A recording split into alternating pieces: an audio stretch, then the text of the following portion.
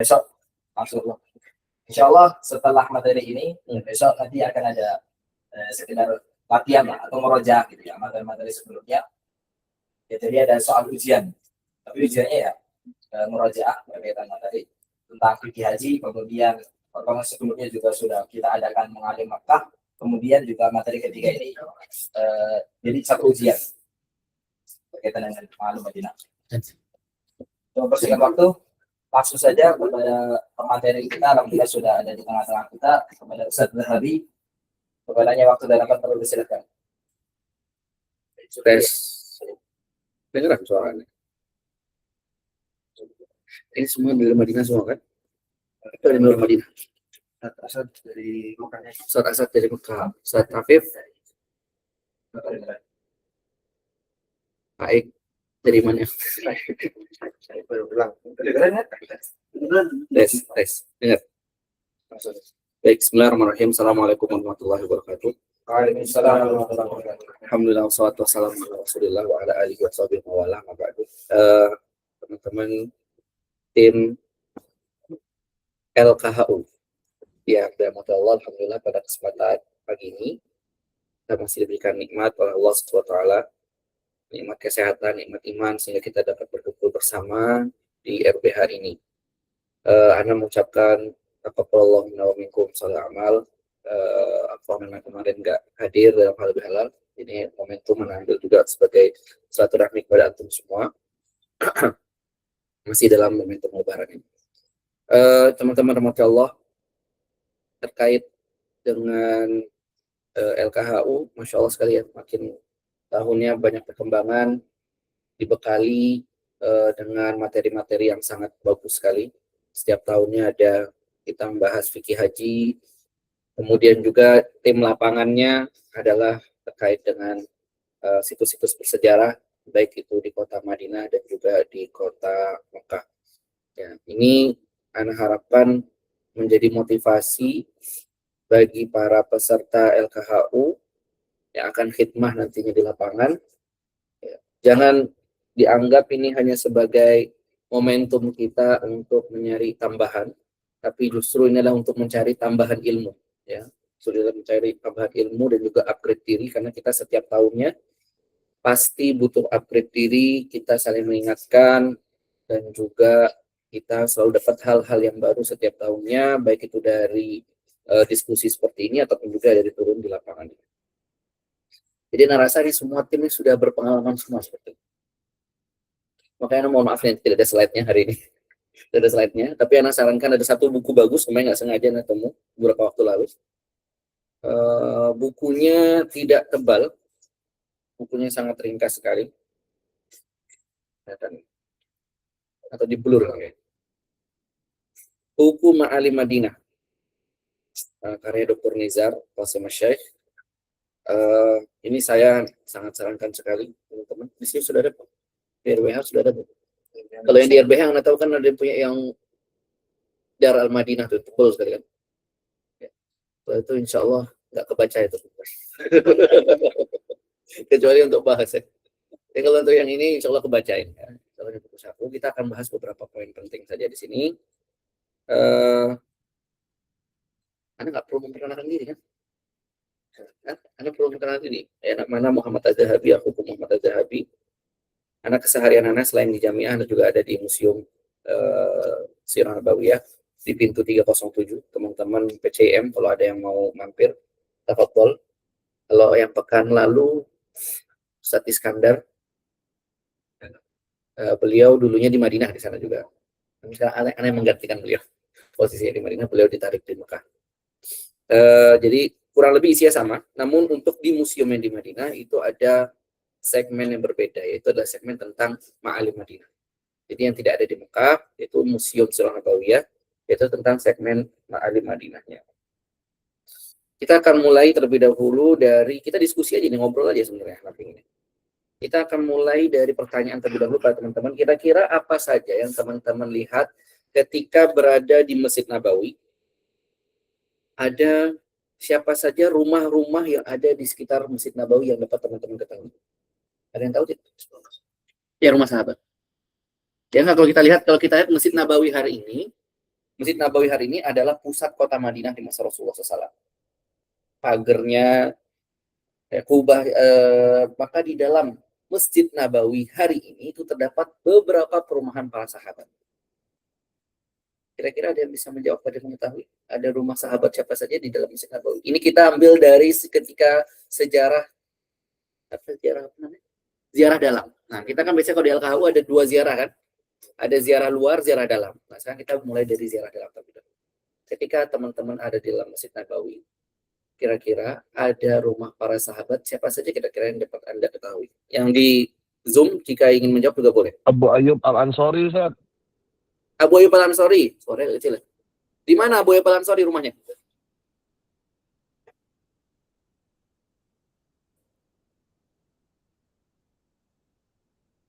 Rumahnya Abu Ayyub Al-Ansori di mana?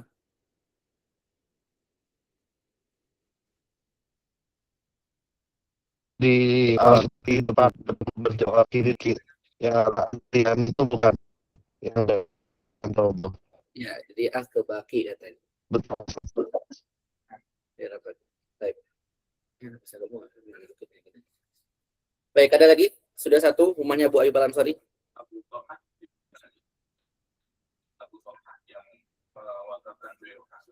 Ya. Ada di mana posisinya?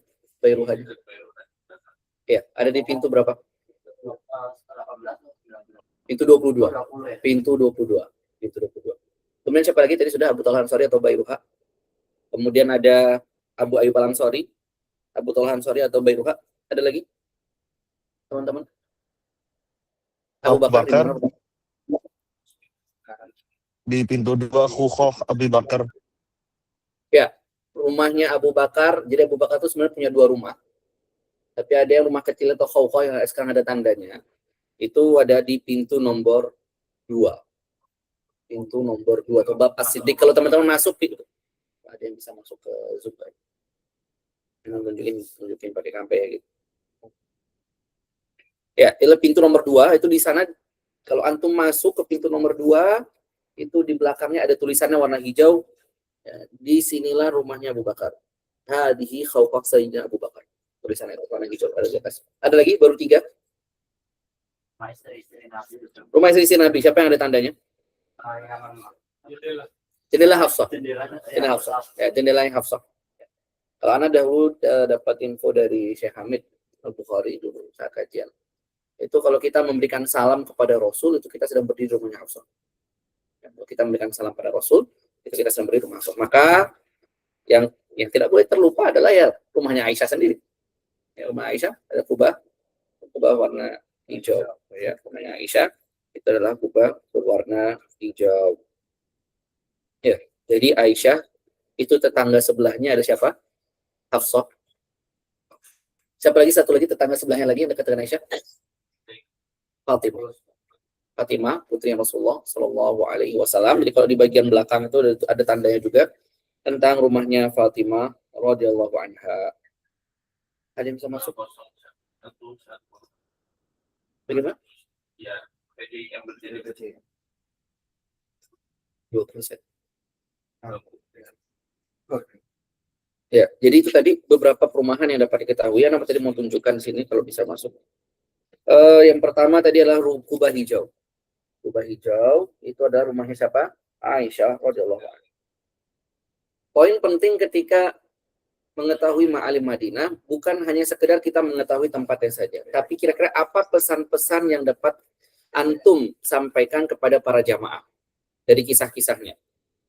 Contoh misalkan kisah keharmonisan rumah tangga Rasul, ya, antara istri-istri Rasul Aisyah dengan Hafsah misalkan.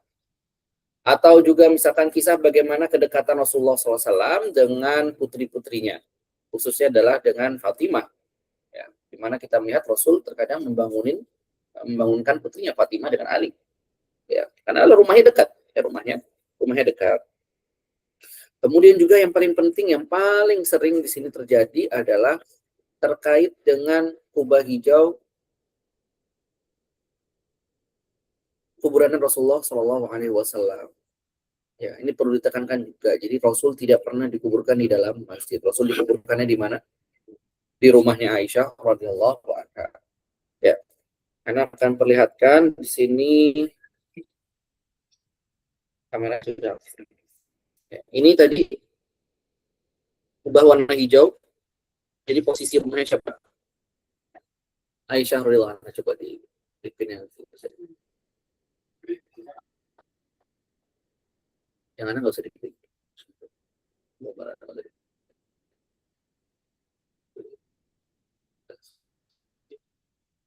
Ya, ini kurang lebih rumahnya Aisyah posisinya. Kemudian rumahnya Fatimah ada di bagian belakangnya, yang bisa kita lihat. Ya, kalau masuk ke raudhah mungkin kelihatan ya. Oke. Kemudian rumahnya siapa lagi? Tadi Hafsah.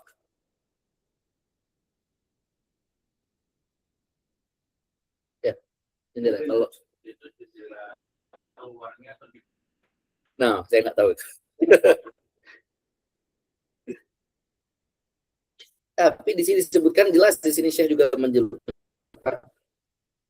Wa huwal an makan salam alal habib. Jadi posisi rumahnya apakah dia itu posisi dalam atau enggaknya? Syekh menyebut di sini adalah bahwasanya ketika kita berdiri untuk memberikan salam pada Rasul adalah posisi rumahnya Hafsah, rumahnya Hafsah. Berikutnya rumahnya Abu Bakar yang kedua tadi. Ya, ini sampai hari masih ada ini. Tulisannya masih ada. Ada yang pernah sholat di pintu nomor 2? Lewat aja. Enggak. Ini masuk ini. Ini pintu masjid ini. Kita bisa masuk lewat sini. Ya, kalau bagi teman-teman yang sholatnya sering di masjid lama, bisa nih kelihatan. Iya, bisa. Ada lihat ini, kita lihat berdiri di dalam kelihatan ini tandanya warna hijau ini kelihatan.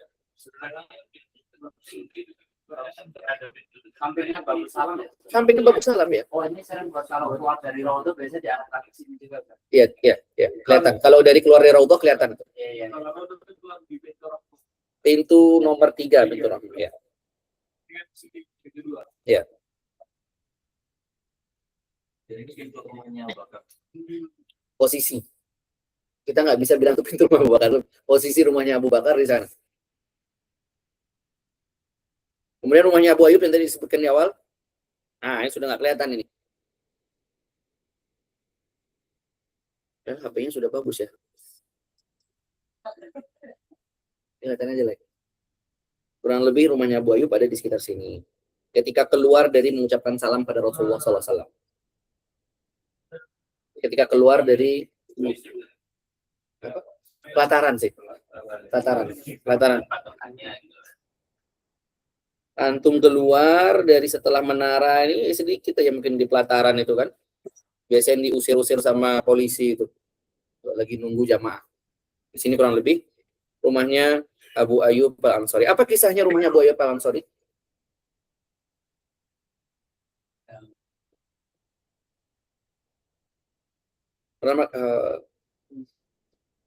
Kisah yang masyhurnya apa kira-kira? Menginap di sana. Oh ya, unta itu berhenti di tanah kosong ketika Rasul masuk Madinah. Semua masyarakat Madinah pada menarik tali unta yang Rasulullah. Ya Rasul berhenti di sini, turun tempat saya, tinggal tempat saya. Namun Rasul mengatakan apa? Biarkanlah unta ini berjalan karena untanya tadi perintah Allah Subhanahu Wa Taala. Sampailah unta itu menderu, kemudian berputar lagi, berdiri, kemudian duduk lagi di tanah kosong milik 2 orang anak yatim. Dekat dari sana sudah ada rumahnya Abu Ayyub Al-Ansari. Siapa nama aslinya Abu Ayyub Al-Ansari? Ada yang tahu nama aslinya Abu Ayyub Al-Ansari? Siapa? Ayo yang di ini. Faikul Afkar. Khalid bin Zaid. Tafadhol.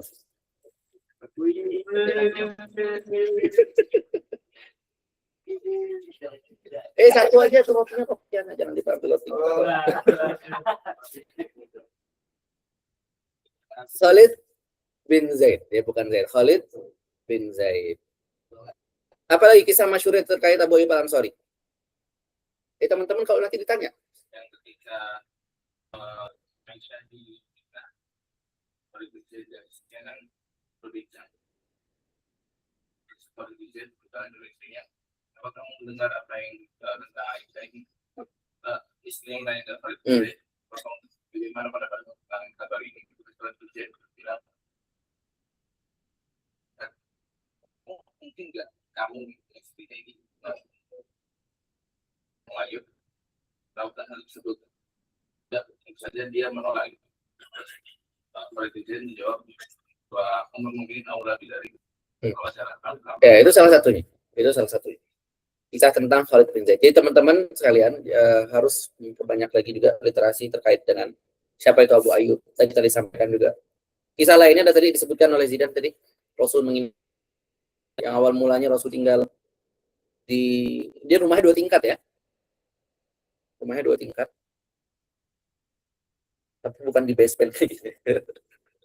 Rumahnya 2 tingkat Abu Ayyub Al-Ansari. Rasul awalnya tinggal di bawah, kemudian Khalid bin Zaid atau Abu Ayyub tinggal di lantai yang kedua sama istrinya. Malam itu nggak bisa tidur. Malam itu berbincang-bincang nggak bisa tidur. Gara-gara apa? Karena merasa tidak menghormati Rasulullah SAW. Tidur di antara Rasul dengan langit dan wahyu. Maka kemudian keesokan harinya pun beliau minta izin agar dapat bertukar tempat. Rasulullah SAW tinggal di rumahnya Abu Ayyub Al-Ansari itu kurang lebih sekitar 17 bulan. Sekitar 17 bulan sampai berdirinya masjid dan juga rumah-rumah beliau. Ya, di sini disebutkan kurang lebih sekitar 15 meter dari pintu Baqi'. Pintu Baqi' itu pintu kita biasa mengucapkan salam pada Rasul, keluar dari sana pintu Baqi'. Kurang lebih 15 meter. Ketika keluar, itu ada posisi rumahnya Abu Ayyub Al-Ansari. Ada lagi sekitar Masjid Nabawi. Masih dalam Masjid Nabawi, rumah-rumah. Rumahnya Utsman. Ya, rumahnya Utsman. Ada di mana kira-kira posisinya?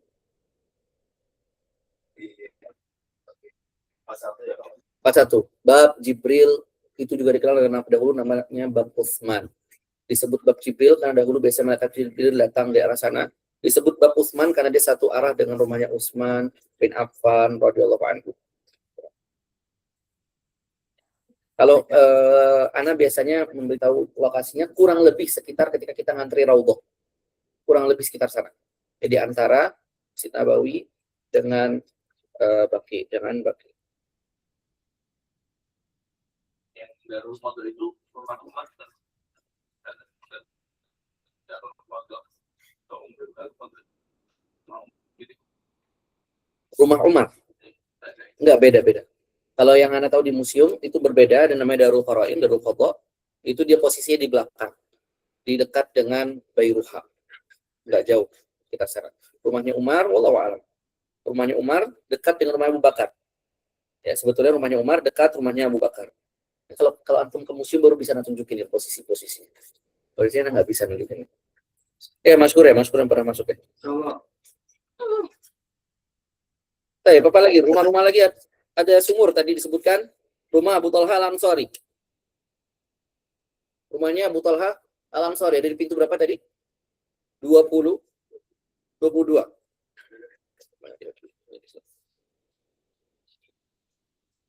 Ya. Apa kisahnya di situ? Ada yang tahu kisah terkenalnya? Abu Talha Al-Ansari? Terkait dengan sumur Bayruha tersebut. Ya, lantaran lebih rahat atau fikum mimma tuhibun, terus Dia mengatakan yang tadi saya itu dengan ustaznya. Ya. Kalau mengenai air yang tadi Bayruhat. Ya, itu salah satu kisahnya tadi tersebutkan bahwasanya ketika dari sana kira-kira apa dari kisah tersebut kira-kira apa yang bisa antum sampaikan kepada para jamaah? Kalau dari seperti bagaimana totalitas di barisan ketika melupakan. Ya. Dia pikir lagi ada balasan jadi tidak akan balasan baik. Apa langsung dan apa yang mereka walaupun itu adalah harta terbaik.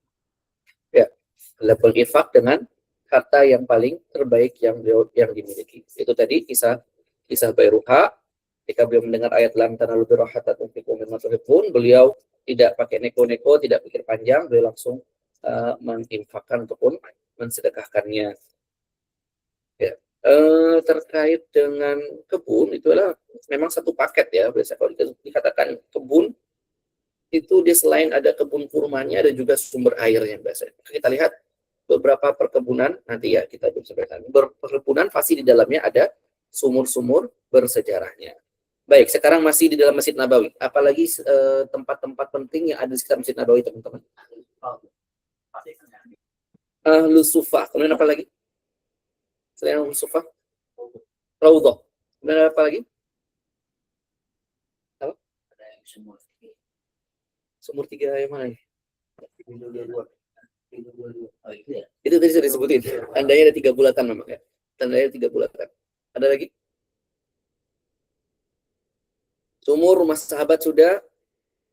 Kemudian di dalam Masjid Nabawi ada tentu adalah Ustuwanat. Ya, Ustuwanat. Kita sekarang masuk bagian Raudhah. Apa itu Raudhah? Hadisnya gimana bunyinya? Ya. Ini harus hafal ini. Hadisnya ketika antum menjelaskan Raudhah.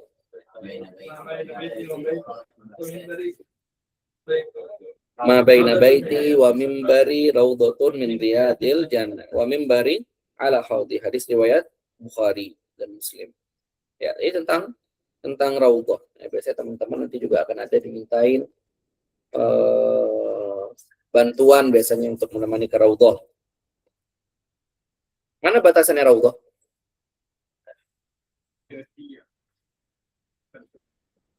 Ya. Di sini memang terjadi perbedaan pendapat. Kalau dulu sampai ada yang bilang sampai Gomama, ada lagi yang bilang sampai ke Kuba. Sampai Mekah nggak tahu. Sampai Mekah baitnya Khadijah. Boleh. Sampai Jabarano, Ustaz. Sampai Jabar Rahmah. Korelasi Jabar Rahmah rumahnya siapa istri Rasul di Jabar Rahmah?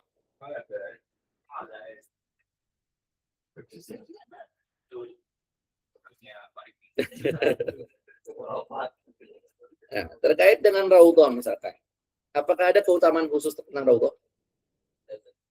Apa? Atau ibadah khusus di raudhah? Oh, ibadah khusus ada. Nggak ada ya, nggak ada. Ibadah khusus di raudhah tidak ada. Jadi biasanya kita mempersilahkan akan sholat sunnah, berdoa dan sebagainya. Terkait dengan batasnya, memang teman-teman Masya Allah, dulu ketika anak pertama kali sampai di Madinah itu kelihatan batasnya. Karena dulu karpetnya warna merah.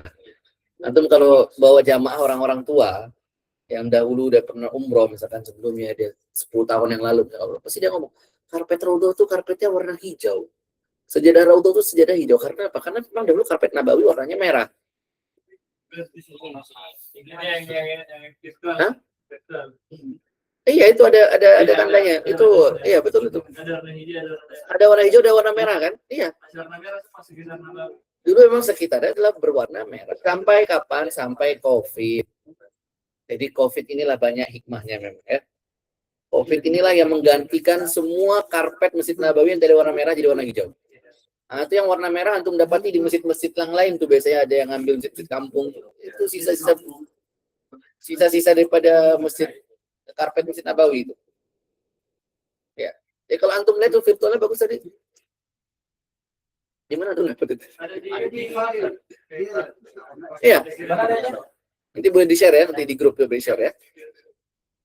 Dulu emang ada tandanya. Jadi bisa setiap kapan pun masuk bisa. Nah, dulu itu ngewarnya Masya Allah itu. Ngantrinya berebutan. Kalau antum lihat ada dibagi blok-blok, ya, tanpa nusuk. Ya, dan batasnya adalah karpet tersebut. Batasnya adalah kurang lebih karpet merah. Karpet hijau. Ya, karpet warna hijau adalah raudhah, yang merah adalah berarti di luar raudhah.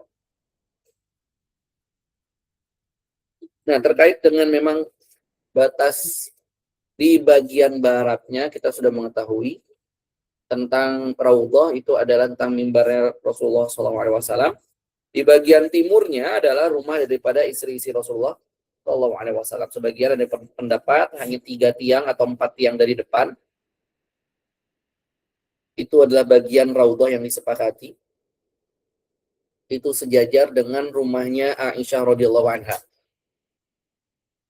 Ada juga yang beralasan bahwasanya karena di sanalah sekarang Rasul ada jasad Rasul di sana, jadi Raudhah itu hanya 3 atau 4 tiang saja.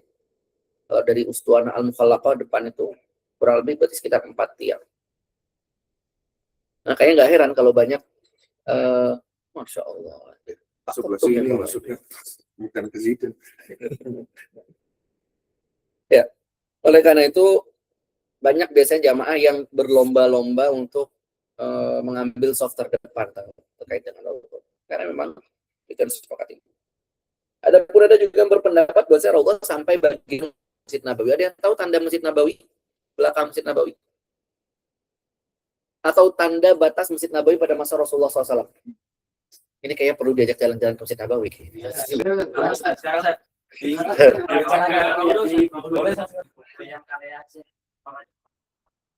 Itu kalau antum ke Raudhah, sudah berapa kali ke Raudhah? Jangan ada belum pernah ke Raudhah. Soalnya harus beli. Harus beli, nggak usah beli. Yang masuk Pakai nusuk aja sudah. Nggak bisa. Iya, paling Bagi antum yang nanti hajiannya tidak ke Mekah, ketika musim haji, anak sarankan antum haji Raudhah. Anak ketika setiap musim haji anda dapat Raudhah 3 kali. Itu haji sering nusuk. bisa Sepi. kapan saja. Ya, fursoh itu. Nanti ketika Madinah sepi di awal Dzulhijjah, itu fursoh bagi antum semua untuk masuk ke Raudhah. Tidak perlu pakai beli-beli tasrih. Pakai nusuk bisa. Pakai nusuk. Itu kosong. Karena pengalaman anak pribadi udah 2 tahun ini, anak paling sering masuk Raudhah ketika Dzulhijjah. Menjelang ujian juga udah bisa. Menjelang ujian? Iya, itu udah sepi kan? Sudah sepi. Itu bisa. Jadi sebelum datang jamaah haji kan, perayaan antara jamaah umroh, jamaah haji. Iya. Itu udah kosong. Iya, coba. Itu bisa. Ya, antum harus ke Raudhah. Jangan sampai antum tidak ke Raudhah. Nah, kalau antum keluar ketika masuk ke Raudhah, jadi boleh kita bayangkan Raudhah itu kurang lebih setengah daripada Masjid Nabawi, karena mimbar itu posisi di mana? Di tengah masjid. Ketika antum keluar dari Raudhah, antum melihat di tiangnya itu ada di atas, ada tulisannya istilah Haddum Masjid Nabawi fi Adin Nabi. Tiangnya berwarna hijau. Kurang lebih ada sekitar berapa tiang ya? 15 kalau nggak salah. 11 atau 15 tiang. Karena agak lupa jumlahnya. Itu ada dari depan sampai belakang. Jadi itu kita bisa kebayang berapa luas Masjid Nabawi pada masa Rasulullah SAW. Ya, tadi rumahnya Abu Bakar itu sudah di luar Masjid Nabawi itu. Ya. Masuk dari rumahnya Abu Bakar di pintu nomor 2, nanti antum nemu di atasnya ada tiang tulisan tandanya berwarna hijau. Haddum Masjid Nabawi fi Adin Nabi SAW. Itu istilah batas Masjid Nabawi pada masa Rasulullah SAW. Jadi kita bisa tahu di sana batas barat dan juga batas ke belakangnya. Batas ke belakang daripada Masjid Nabawi pada masa Rasulullah SAW. Nah, di sanalah sebagian ulama juga berpendapat bahwa Raudhah itu batas belakangnya itu sampai kepada belakang Masjid Nabawi pada masa Rasulullah SAW. Sehingga As-Sufah juga masuk dalam bagian tersebut. Sehingga yang kita amalkan hari ini pun juga yang dibilang Raudhah itu adalah yang sampai ke bagian belakang Masjid Nabawi pada masa Rasulullah SAW.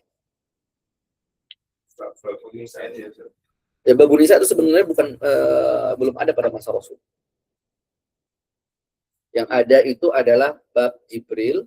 Babu Nisa itu setahuannya adanya pada masa Umar, perluasan Umar. Ya. Makanya kalau masuk dari Babu Nisa kita ke kiri sedikit adalah bagian daripada Raudhah. Adapun ada yang disebut sebagai apa kalau Ana sebutnya bahasa Balinya amben atau amben. Yang agak tinggi sedikit kalau kita masuk dari Babu Nisa di sebelah kiri. Ada bagian yang kayak tempat duduk-duduk. Ya, apa undakan atau apa bahasa Jawanya? Ya, Unda-unda. Iya, itu apa tempatnya? Ya, macam panggung ya. Macam panggung. Bale-bale.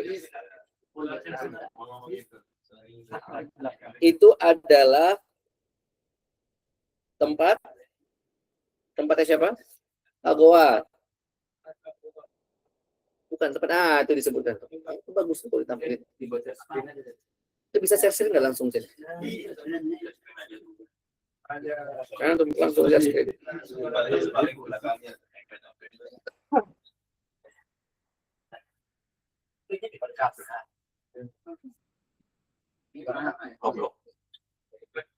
Ya, kalau ahlu sufa itu bisa dilihat di belakang berarti ini.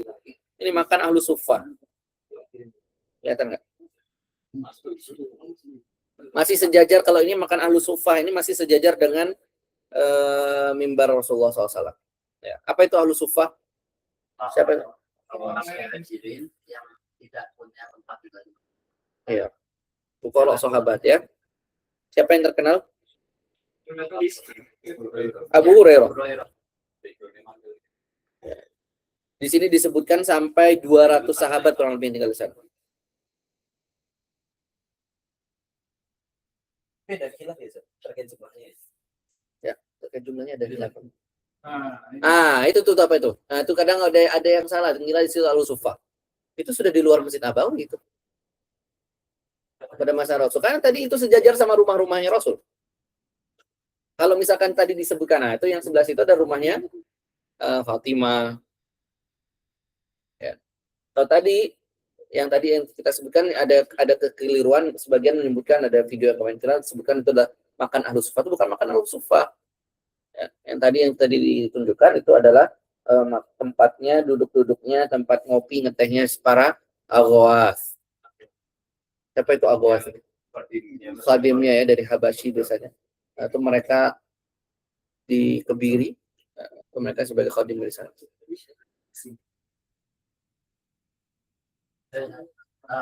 Dulu ahli sufa sudah ada sebelum perpindahan kiblat. Allah a'lam, mana nggak tahu. Ahlu sufa apakah ada sebelum kiblat? Allah a'lam. Nah tadi, nah ini batasnya kapan hijau? Coba lihat tiangnya, apa itu tiangnya? Nah itu pasti samping kan? Ya, lu seperti ini dulu. Berarti kesananya yang hijau. Ya, ke sana yang hijau tuh. Ini, nah ini bagian belakang. Nah ini dahulu tidak termasuk raudhah ini. Iya. Kalau sekarang sudah dibilang raudhah, salat ini. Ya enggak? Salihina hadar raudhah. Karena memang ada khilafnya, ada apakah itu bagian dari raudhah, bagian belakang. Karena ini masih masuk bagian belakang masjid yang sebelah sini.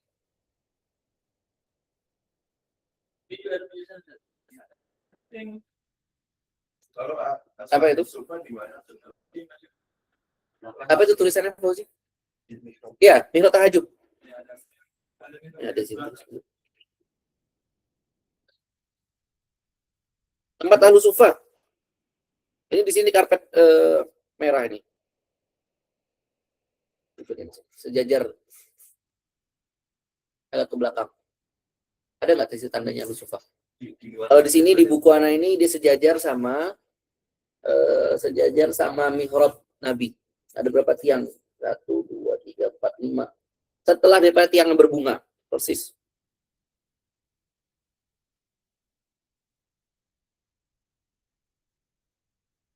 Nah, coba itu klik yang di dekat mihrab. Nah, yang di dekat mihrab itu yang berwarna hitam apa? Ya.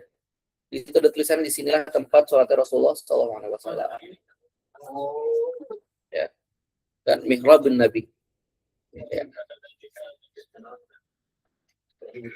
Di sana dahulu tempat sholat Rasulullah SAW. Jadi semenjak tahun 2018 atau 2019. Ingatnya 2018. Itu Imam Masjid Nabawi pindah ke sini. Jadi sebelum 2018, Imam Masjid Nabawi itu ada di mihrab yang depan. Mihrabnya Utsman atau Umar tuh? Ya, mihrab Sayyidina Umar dan Utsman sih disebutkannya. Ya. Yang sekarang kalau kita memberikan dari Babu Salam masuk, ya, ada di depan, itu dia mihrab dahulu Imam Masjid di sana. Semenjak 2018-2019 itu mundur ke belakang. Iya, di depan. Iya. Makanya dahulu tuh ketika memberikan salam pada Rasul agak susah untuk melewatin orang-orang. Dahulu orang pada itikaf di sana, pada ya kan bebas karena di mihrab itu mihrab Nabi bukan tempatnya imam masjid dahulu. imam masjid dulu depan. Tahun 2018 itu ada keputusan Raja Salman, Amr Malaki itu disuruh mundur. Imam Masjid Nabawi disuruh posisinya kembali kepada tempat sholatnya Nabi Muhammad SAW. Ya, ini terkait dengan Raudhah ya, clear ya Raudhah. Dan juga beberapa tiang-tiangnya, untuk harus mengetahui tiang-tiang yang terkenal. Ada tiang apa saja? Tiang Al-Wufud, apa tiang Al-Wufud? Nah, itu tiang-tiangnya itu. Bisa dipencet ke tiang-tiangnya? Al-Kharos. Yang sejajar itu adalah Aisyah. Bukan, yang sejajar itu adalah Wufud, Al-Kharos, sama satu lagi adalah Sarir. Ya, sebelahnya ada Sarir, sebelahnya Al-Kharos. Baru nanti sejajar sama Sarir ada tiang Aisyah, tiang Taubat, atau tiang Abu Lubabah, dan juga tiang Aisyah. Mana? Yang ngasih nama? Nggak tahu yang ngasih nama pertama kali, itu kebiasaan aja sih menurut. Wallahu a'lam, pertama kali siapa yang ngasih nama? Iya, semua pepaku rumah itu. Tempat rumah. Iya. Ini juga ada. Ya. Ketemu sekalian.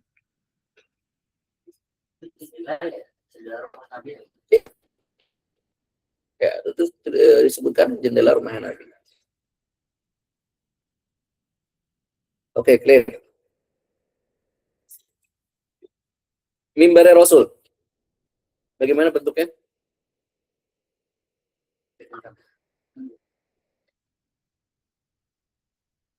Ini ya. Biasanya kalau nanti antum lewatin museum mana, itu ada gambar ya di depan. Replikanya ya. Ada gambar. Ada di museum, di depan museum itu ada stikernya. Oke, clear tentang Masjid Nabawi. Jadi kira-kira teman-teman apa saja mau dijelaskan di sekitar Masjid Nabawi? Raudhah. Ya, Raudhah biasanya kalau Raudhah kita kan nggak bisa masuk ke dalam ya. Jelaskan dari luar saja biasanya tentang hadisnya misalkan. Kemudian tidak ada ini juga menjadi hiburan misalkan. Tidak ada ibadah khusus ketika di sana. Jangan putus asa misalkan kalau terkait doa misalkan tidak digabungkan, enggak. Nah, ini juga terkadang bagi para mutawif ini harus bisa menghibur jamaah gitu dengan sangat-sangat yang sahih juga ini. Jadi terkadang jamaah itu ada yang menganggap bahwa kalau nggak ke Raudhah nggak afdol misalkan. Kalau nggak ke Raudhah belum ke Madinah misalkan. Kalau ke Raudhah doa saya nggak dikabulkan misalkan. Enggak. Doa kan dikabulkan di mana saja. Apalagi antum misalkan para jamaah, antum adalah orang yang sedang musafir, antum adalah orang yang sedang melakukan ibadah umroh. Kurang apa lagi tuh? Syarat-syarat ijabah doa. Maka itu perlu dihiburkan. Baik. Kemudian di sekitar, sekarang kita keluar dari Masjid Nabawi. Di sekitar Masjid Nabawi ada apa sih situs-situs pentingnya, teman-teman yang rahmati Allah? Saqifah Bani Sa'idah, apa dia Saqifah Bani Sa'idah?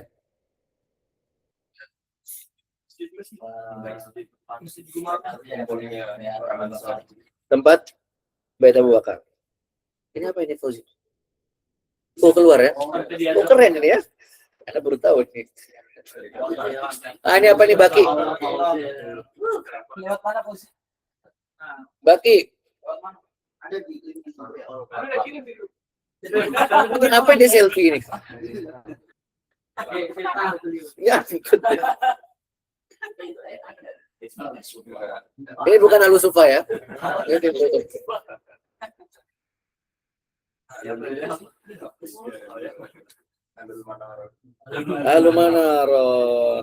Al-Manaro berarti yang buat majalah Manaro ini ya.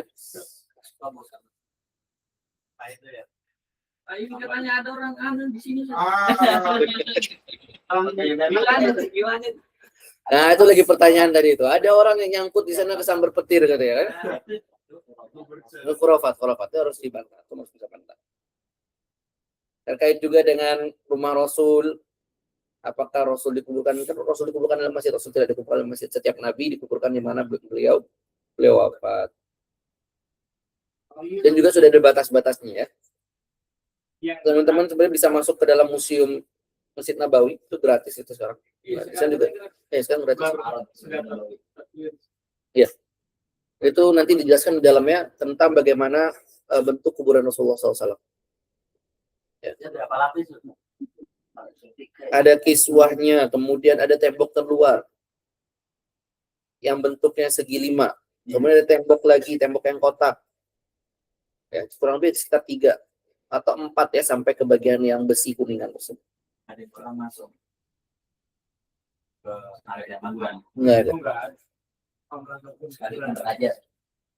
Lihat langsung ini enggak ada. Kalau yang 75 itu maksudnya apa? Ya, Pak. Membedakan antara kuburan dengan Ka'bah. Agar tidak orang menganggap itulah Ka'bah misalkan.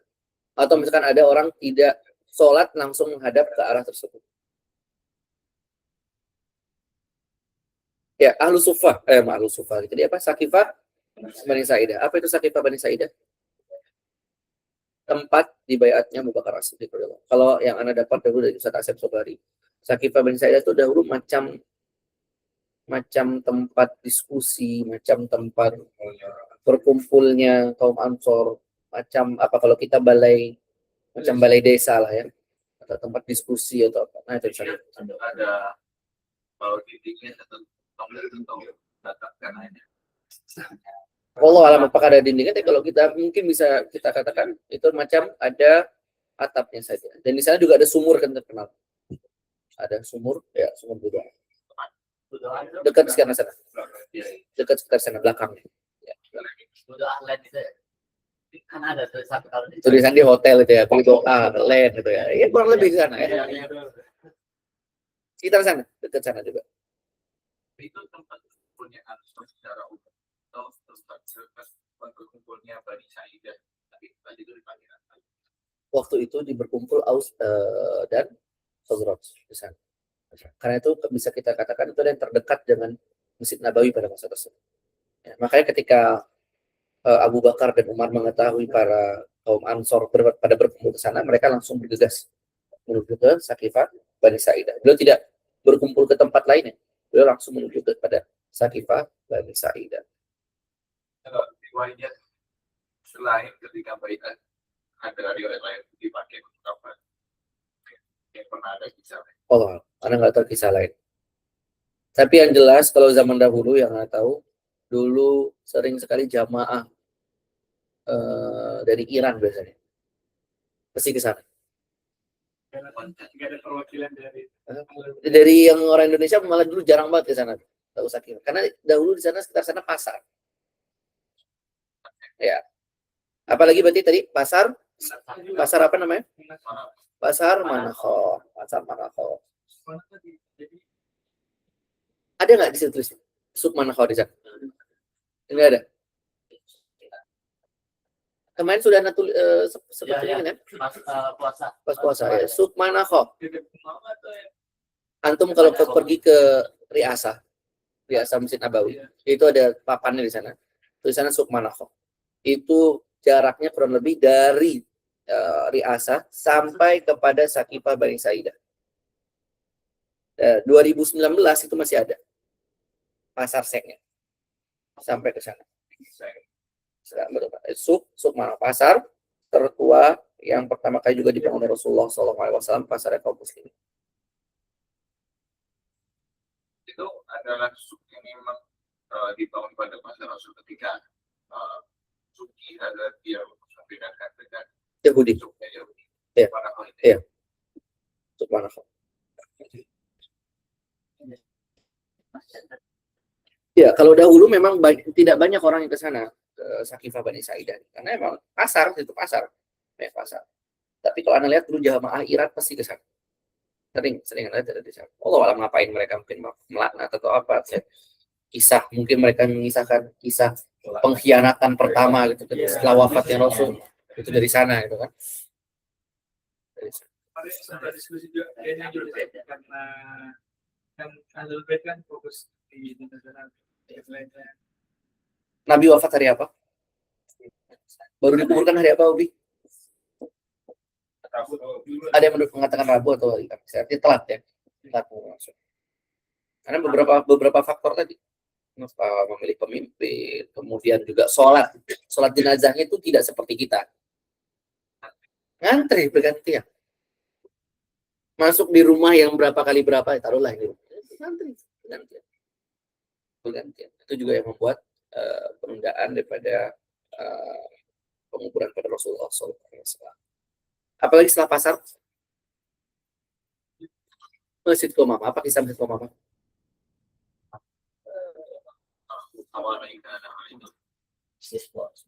Ya, apa di sana ditulisnya bukan Masjid Qomamah kalau antum pergi ke Masjid Qomamah di papannya, tapi ditulisnya Masjid Al Musolla. Ya, atau Musolla ya, itu juga antum harus tahu. Ya, kisahnya ada Masjid Abu Bakar. Apakah itu rumahnya Abu Bakar di sana?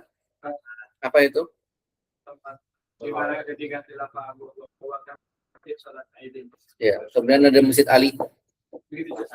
Sama juga. Kemudian ada Masjid Umar. Di mana Masjid Umar? Antara hotel. Ya, ada hotel.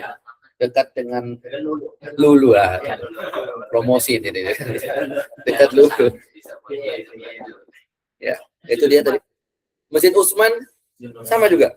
Enggak ya. Masjid Bilal? Lebih-lebih. Enggak.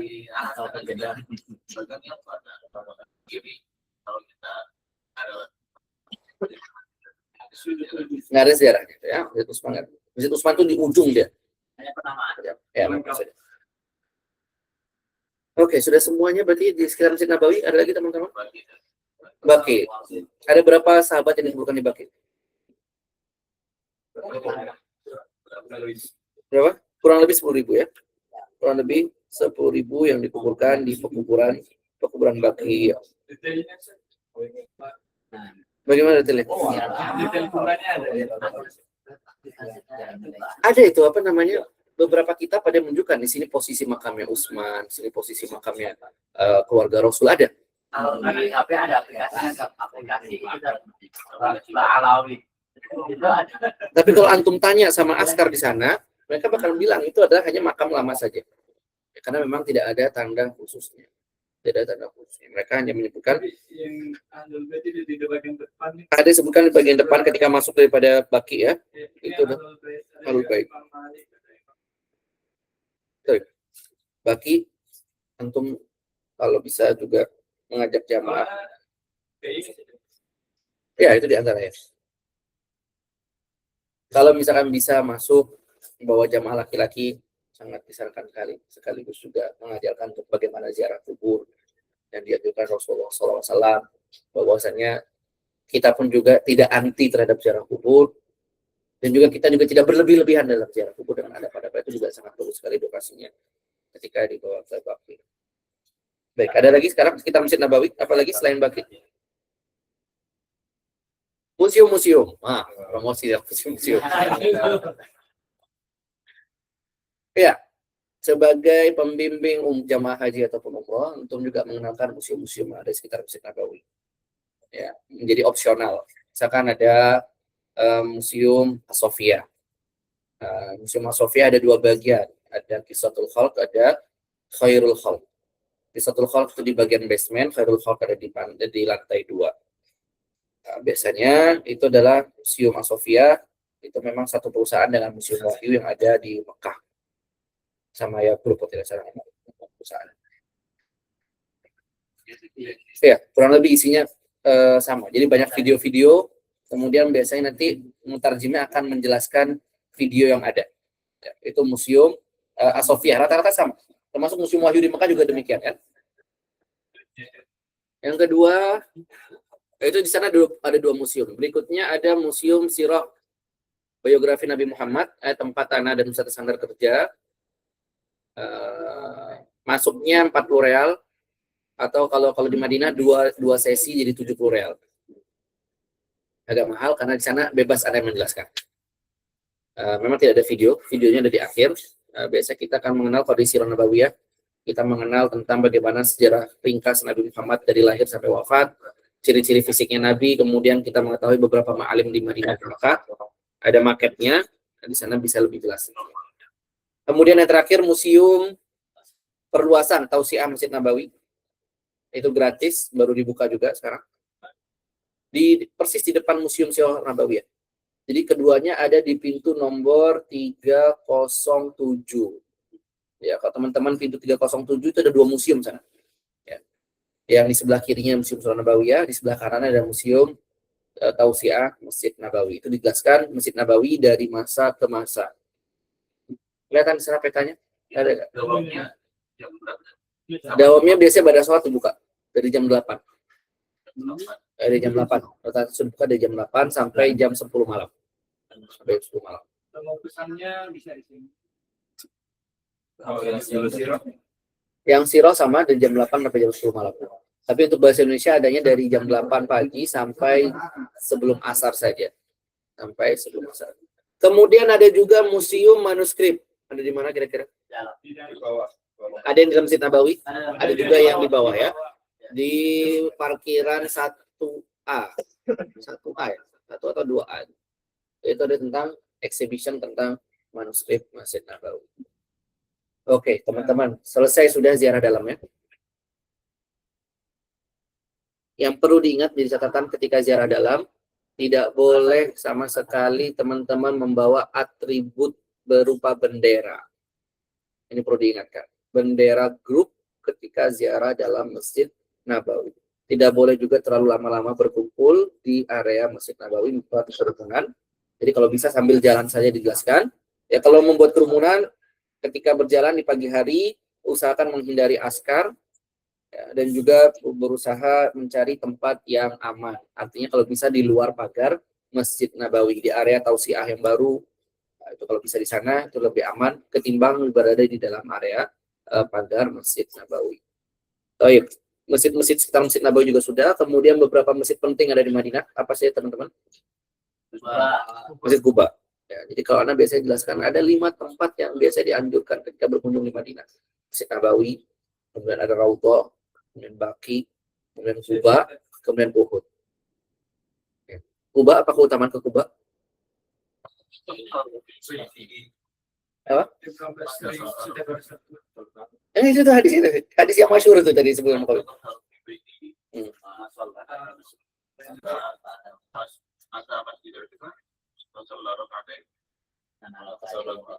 Ya, itu diantara tadi.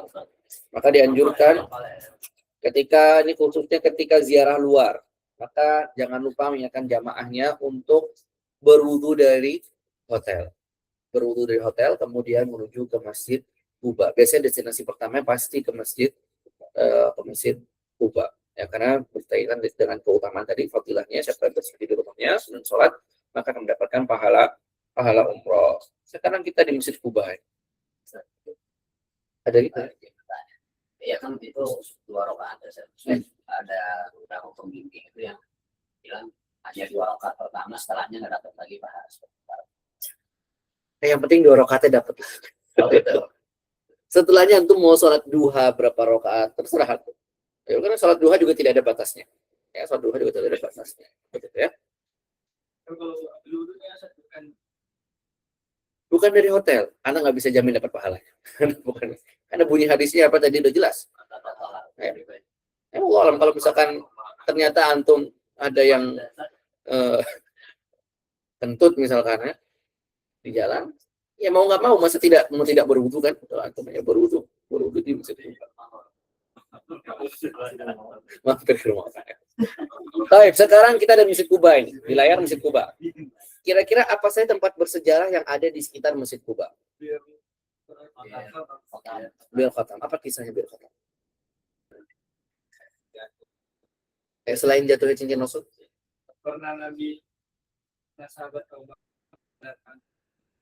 Ya, itu kisahnya ya. Dia dikabarkan bahwa Ya, pemberian kabar gembira bisyarah jannah kepada sahabat Abu Bakar, Umar, Utsman ketika Rasul sedang berada di nama lainnya sebetulnya Bir apa? Aris ya. Bir Aris. Bisa ditunjukin Fauzi posisinya. Bir Aris ada di sana. Nah, itu kurang lebih ada tubuhnya. Nah, ini ya. Ini dia kurang lebih Bir Aris. Ya, rasa PCM sudah punya video-video ini kan? Belum diupload.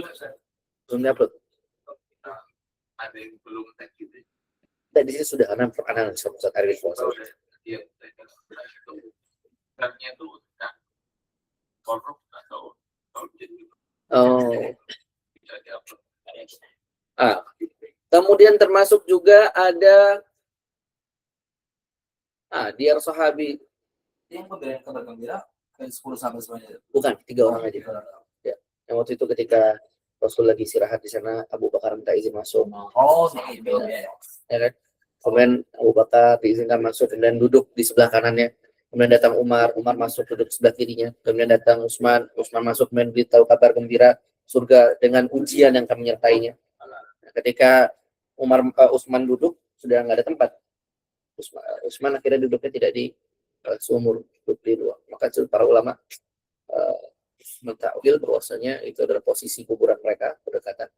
Abu Bakar dan Umar, adapun Utsman berseberangan itu ada di kuburan Baqi. Begitu juga disebut dengan sumur cincin, tempat jatuhnya cincin Rasul pada masa Utsman bin Affan. Sehingga sampai hari ini tidak ada lagi cincin Rasul. Jadi semua yang ada sekarang replika saja. Replika dari cincin Rasulullah SAW. Rambut Rasul. Banyak sekali yang tahu coba hati. Pasti banyak pertanyaan. Ya. Yang Bagaimana? yang di Masjid Kuba itu yang ada itunya rumah ada apa? Itu rumah sahabat ada tadi tandanya disebutkan sama Fauzi tadi. Perlu nanti jadi kuisnya nih ya. Tolong nih panitia nih kuisnya. Berapa ada rumah sahabat yang ada di Kuba? Cari. Yang dapat diketahui ada berapa, anak juga nggak hafal kan? Ada Sa'ad bin Khaithama di dekat tempat imam tuh nggak ada tandanya lagi tuh. Ya. Apa saya kisahnya atau harus tahu? Jendela mana? Pintu itu kan? Pintu. Kemudian sekitar Masjid Kuba juga ada bustan apa? Apa kisahnya Bustan Musawwir? Dulu PCM pernah lari-lari ke sana. Muktamar ride sampai ke sana. Zaman gratis. Nah, udah bagus ya. Oh ya, sekarang jadi kafe. Maksudnya Oh, beda lagi. Nah, ini terkait dengan air-air ini yang ada di sumur-sumur. Apakah kita dianjurkan untuk meminumnya?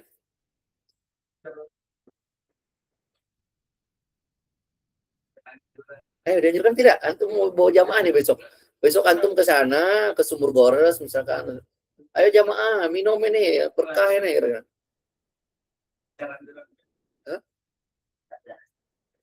Tidak ada anjuran. Tidak ada anjuran. Kalau mau minum ya silakan. Ya, karena memang disediain. Kalau kayak seperti di sumurnya Salman Al-Farisi. Ada memang tempat airnya. Silakan kalau mau minum ya silakan kalau haus. Tapi tidak perlu meyakini adanya keberkahan pada air-air sumur tersebut. Ya, ini ada tempat, apa kisahnya ke sumur Musadol?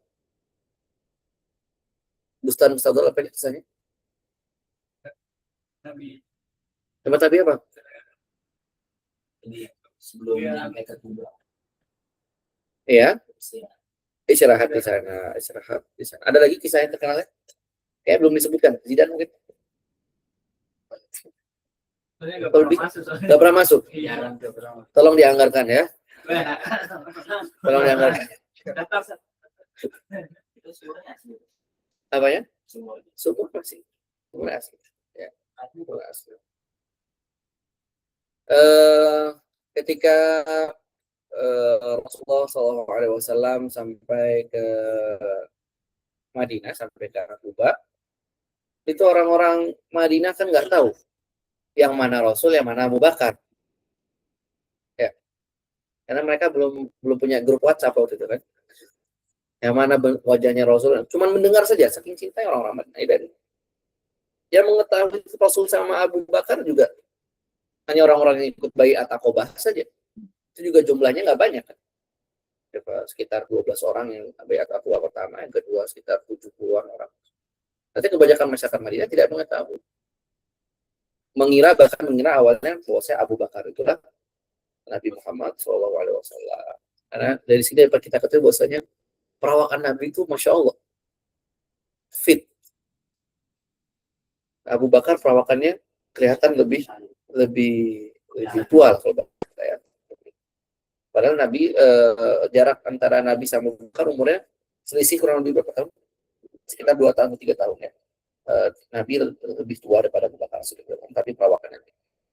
Maka kemudian ketika itulah Abu Bakar, ketika panas matahari terik, kemudian Abu Bakar memayungi Nabi, menyelenggangi Nabi. Maka di sanalah kemudian orang-orang Madinah mengetahui bahwasanya yang tadinya dikira Rasul itu adalah Abu Bakar As-Siddiq radhiyallahu anhu. Baik, clear sekitar Masjid Kuba. Biasanya setelah dari Masjid Kuba dibawa kemana jamaahnya teman-teman semua? Kebun kurma. Dan kebun kurma ada apa di kebun kurma? Coba cari di sini kebunnya Salman.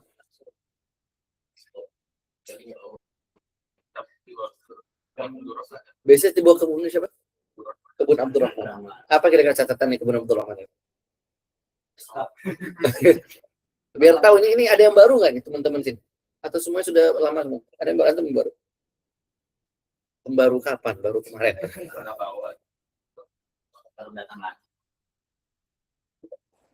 Di perkebunan kurma, hati-hati teman-teman semuanya, jangan sampai turun dari bis.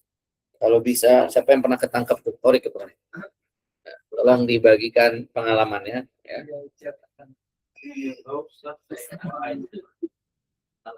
Nah, ini tentang beberapa sumur yang dekat dengan Masjid Kuba. Di antara ada sumur Al-Faqib atau sumurnya Salman Farsi. Apa kisahnya teman-teman? Fukair ya, Fukair. Apa kisahnya? Kenapa dinamakan sumur Salman atau kebunnya Salman? Kemarin ada 2 kali ke sana ke kebun itu, lagi-lagi banyak jamaah dari Iran. Oh,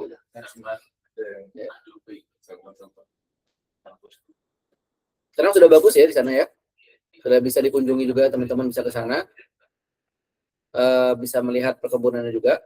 Jadi kisahnya ketika itu Salman adalah budak milik orang Yahudi. Ya, kemudian disyaratkan untuk kalau ingin merdeka dengan menanam pohon kurma berapa gitu, ada berapa ukiah, lupa ada berapa, ada tandanya, ada catatan sejarah di sana. Intinya sudah menanam pohon kurma dan juga beberapa ukiah, maka kemudian Rasul mengumpulkan dana tersebut dan juga ikut membantu penanaman kurma di kebun tersebut. Dan dalam waktu singkat ternyata kurmanya tumbuh lebih awal, tidak seperti umumnya pada halayak umumnya. Ini kurang lebih kisah di kebun kurma milik Salman. Tapi Anda nggak tahu jamaah haji dibawa ke sini nggak? Nggak ya, biasanya nggak dibawa ke sini. Belum pernah. Boleh mampir. Baru dengar sana. Dekat dengan sumur ini ada sumur Goros. Nggak jauh, nggak sampai 2 kilo. Jamaah itu jarang. Yang paling rajin itu jamaah IPB. Paling rajin. Nah, ini juga sumur Goros. Apa kisahnya sumur Goros, teman-teman? ini dikatakan Untuk memandikan jenazah Rasulullah SAW. Dibayar. Hah? Enggak bayar, gratis. Itu bukan bayar. Itu informasi. Ya, masuk gratis ya. Sebelah kanan ini tempat lagi. Kalau ngambil air harus beli, Ustaz ya. Wadahnya ya. Jadi emang pos-pos jualan. Kalau setiap ke sumur manapun, di sumur-sumur bersejarah di Madinah ini, pasti ada orang jualan gentongnya. Apalagi kiri di Madinah itu. Ya, sekalian jualan tanah Madinah itu. Nah, ini sumur Goros, tapi biasanya jarang teman-teman sebelah sini karena memang tempat parkirnya masih kurang bagus. Kemungkinan besar nanti akan dibuat tempat parkir yang bagus biasanya. Sama kalau tidak sebagus ini sebenarnya, tidak sebagus kebunnya Salman Al-Farisi. Lebih bagus kebun Salman Al-Farisi. Baik, itu tadi perkebunan di sekitar Kuba. Biasanya teman-teman dibawa ke kebun kurma dan Di kebun kurma memang biasanya tidak ada penjelasan, dan kalau bisa jangan turun di kebun kurma. Sebisa mungkin antum ketika ke kebun kurma itu adalah berada di dalam bis atau menjelaskan kepada jamaah keutamaan kurma. Nah, makan kurma misalkan, termasuk makanan supaya Rasul misalkan, keutamaan kurma ajwa misalkan. Atau kemarin Ustadz Irwin ada penjelasannya bagus itu, bagaimana mengawinkan kurma kan? Oh, Ya, Ustadz Irwin kemarin ada bagus. Ya, bagus itu. Kalau memang ada kebun kurma yang seperti itu bagus tuh, edukasinya jadi dapat. Ya, dapat edukasi. Tahu tempatnya Fikri? Bukan tempatnya Mazru'ah Abu Abdurrahman, bukan? yang itu Dijelaskan bagaimana pengawinan kurma. Ya. Atau misalkan kisah ketika Nabi melihat orang-orang Ansor mengawinkan kurma, kemudian Nabi mengatakan biarkan saja gitu. Lalu kemudian hasil panennya tidak baik pada pesat tersebut, kemudian Rasul mengatakan antum a'lamu bi umuri dunyakum. Nah, itu bisa menjadi materi-materi tambahan ketika antum menziarahi kebun kurma. Baik, clear. Biasanya setelah selesai dari Kuba, biasanya jamaah akan dibawa ke Uhud. Coba antum klik Masjid Ad-Dira.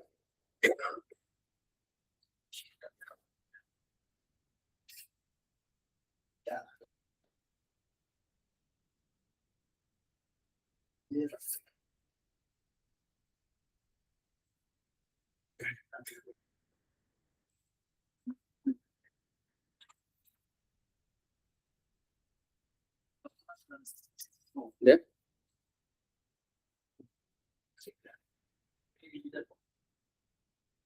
Masjid Darul Hijrah. Enggak ada sejarahnya. Coba lihat. Masjid Musola, ya Masjid Ad-Dira. Apa ini? Narsis sekali. Masjid Umar sudah tadi dijelaskan. Masjid Ali juga sudah dijelaskan tadi. Ali. Masjid Ijabah. Ada yang tahu Masjid Ijabah, teman-teman? Enggak, ini Madinah, nih Madinah.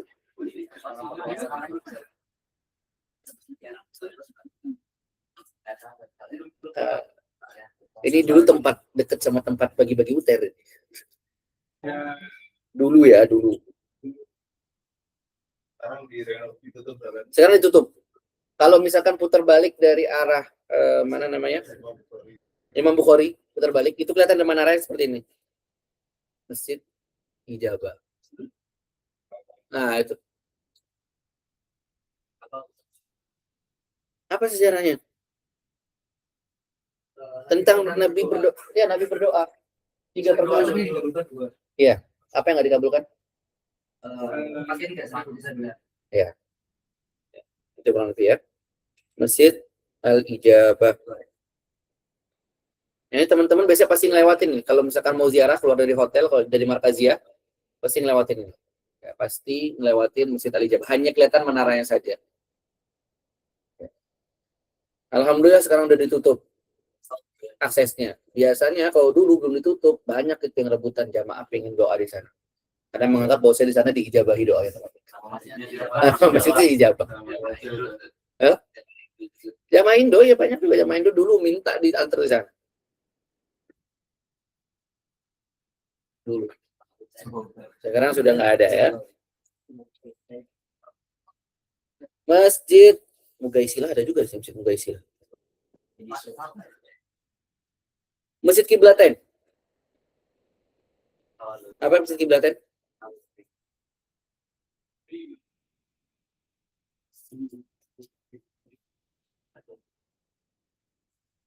Tahun keberapa perpindahan kiblat itu? Tahun kedua, Hijriah. Ya, artinya ketika kurang lebih sekitar 16 bulan ya, Rasul sholat menghadap ke Masjidil Aqsa. Masjid Kiblaten juga ini biasanya tidak turun di sana ya. Tapi sekarang sekarang tempat parkir bisnya sudah luas. Sudah bagus, wallahu alam kalau nanti akan dibawa ke sana. Nah, termasuk beberapa kali kemarin ketemu sama siapa? Sama siapa? Sama Obi ya. Sholat tarawih di sana. Sama antum ya. Toha. Toha. Ah, ini tidak ada keutamaan khusus nggak sholat di kiblatan? Tidak ada ya. Tidak ada. Jadi memang biasanya kita hanya mengajak ke Masjid Quba saya karena keutamaannya. Kalau kiblatan sudah bagus sekali kiblatannya. Jadi destinasi wisata saja. Adapun keutamaan pahala khususnya tidak ada. Kenapa? Iftarnya. Iya, tetap baik iftarnya bukan bagusnya di Kuba. Sama. Kuba dan Kiblat. Oh, Kuba kiblatnya ya? Sama Mikot. Iya, betul. Itu dapat tote bag di sana ya.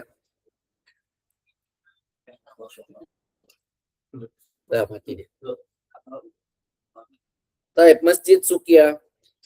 Ada di mana Masjid Sukia, teman-teman? Di arah kiblat, dekat Ambariah ya. Dekat stasiun lama. Ya, dekat stasiun lama.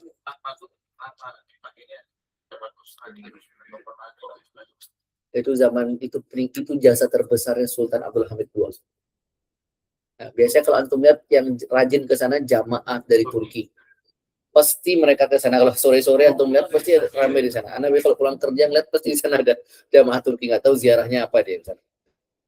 Tapi memang tidak ada kaitannya dengan Rasul, itu terkait hanya stasiun sejarahnya, stasiun memang kebanggaan mereka. Orang-orang Turki itu bangga dengan di stasiun itu dulu dibuka, karena nggak tahu sekarang dibuka atau sekarang belum dibuka ya, karena nggak tahu. Dulu memang dibuka itu menghubungkan antara Istanbul sampai ke Madinah. Ini tempat mempersiapkan tentara perang Badar. Anda nggak bicara Sukianya ini kan stasiunnya, tapi bicara stasiun. Ya, ini Sukianya tadi. Biasa kalau antum trip Badar, kapan lagi PCM ngadain trip Badar? Siapa antum kan yang mewarisi Mas Zuhair sanatnya? Sorry, bukan. Iya, biasanya checkpoint pertama dari Masjid Sukia. Checkpoint ketika perang Badar, kita dalam Masjid Sukia pertama kali. Itu kurang lebih jaraknya dekat sama Masjid Turki sana, dan Masjid Al-Ahmadiyah, dan juga ada stasiun kereta api. Ada bir. Ada nggak bir? Sih ada ya, harusnya ada ya. Ini namanya Sukia kan dulu di situ ada ya. Seperti lagi deh. Sukia. Iya, ada airnya di sana tulisannya. Ya. Ada air. Ada air. Yang bisa ke istana langsung. Baik. Sekarang kembali tadi ke Masjid Ad-Dira tadi. Masjid Ad-Dira. Nah, itu jalurnya Rasul ketika keluar dari Madinah untuk perang Uhud. Ya, kalau tadi Sukia perang Badar. Sekarang kalau Masjid Ad-Dira itu untuk perang Uhud. Ya, di sini kurang lebih PCM juga sudah ada videonya nih harusnya nih. Sudah buat video. Nanti coba diedit lagi. Apa kisahnya di sini Adira? Ketika keluar 1000 pasukan, 300-nya membelot, ya. Membelot. Kemudian dekat dengan Adira, bergeser sedikit ada Masjid Al-Mustarah.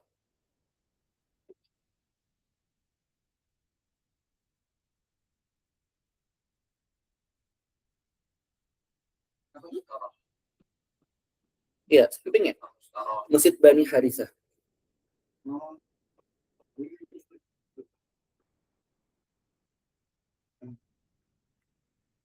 Kalau antum yang belajar Rawdatun Nadir tentang kiblatir itu kisahnya sering dipakai kan? Ya. Iya, Kuba. Karena memang ada khilaf di sana. Apakah terjadi di kiblatir? Jadi memang sering dipakai dalil tentang khobar ahad. Ya, diterimanya khobar ahad.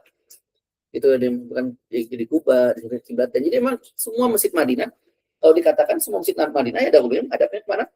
Ke Aqsa. Baru kemudian pindah. Cuman yang peristiwa yang di kiblatin itu yang ada Nabi Muhammad SAW. Baik, Mustarah apa kisahnya? Mustarah di sini di buku ini juga disebutkan tadi terkait dengan perpindahan kiblat tadi sama. Di bukunya Syekh Nizar ini juga disebutkan terkait dengan perpindahan kiblat dan juga tempat istirahat Rasul setelah perang Uhud. Setelah perang Uhud. Setelah di sana.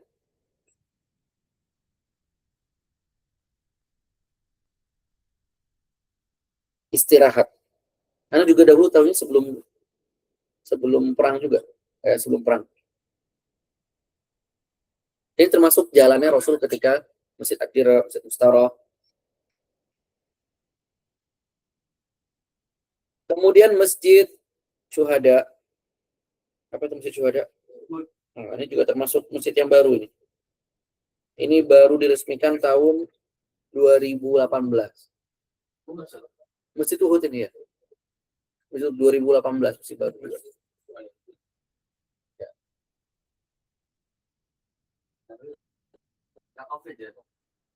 Sebelum COVID. Termasuk masjid yang ramah anak kalau menurut anak ya. Karena anak-anak di dalam masjid ini bisa main-main di sini. Bisa lari ke sana kemari. Masjid Uhud. Baik, terkait dengan Uhud kira-kira sekarang. Apa kisahnya di Uhud, teman-teman yang Allah? Apa yang akan antum ceritakan kepada jamaah ketika ada di Uhud? Selain perang Uhud apa perang Uhud? Saya dibantu.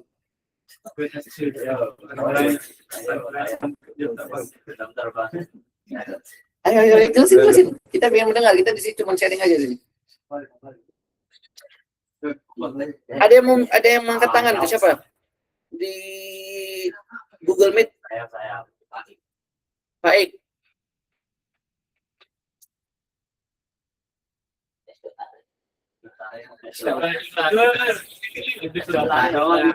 S2 tarik.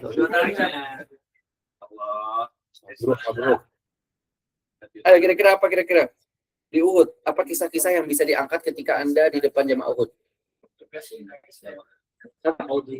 Momentum nangis-nangis jamaah?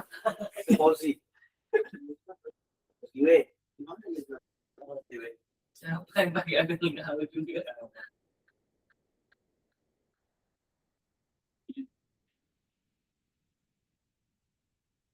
Kelihatan ya?